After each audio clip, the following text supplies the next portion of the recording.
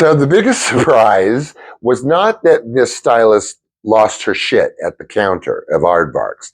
It was it was like this real time like unraveling of how fast it all happened, because she didn't know. I knew. She didn't know that this was not a cashier. She was dealing with the co-owner of Aardvarks, who was the only game in town on Melrose. Now, in short order, we could all tell in line that it kind of dawned on her. So she started backpedaling, like not gushing, but like over explaining, like, oh, trying to downplay.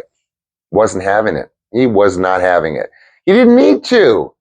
He co-owned that store for like, since the 70s. I mean, Melrose in the 70s to me, when I was a kid, was just seamstresses and like, like empty storefronts. But there was Aardvarks. Now it's this stretch mecca where every director wants all of his clothing from, right? Music videos, hip, of course. So she does a double sweep, right? Now that she's trapped, right? And then she snaps like an Einstein.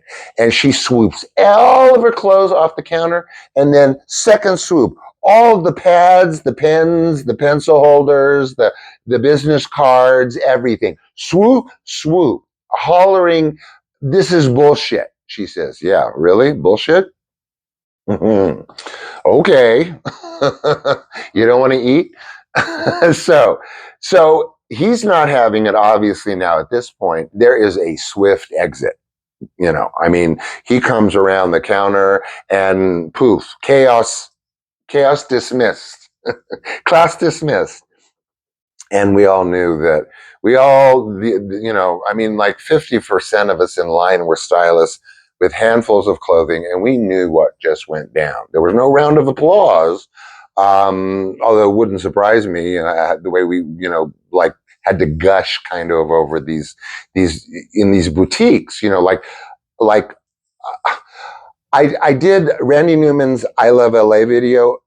All the guy wanted was Hawaiian shirts on everybody. I couldn't do that without Aardvarks. Aardvarks was the only place in the city that had all of the vintage Hawaiian shirts and all of the vintage denim jeans. So you got to make nice, and we all knew where our place was, right?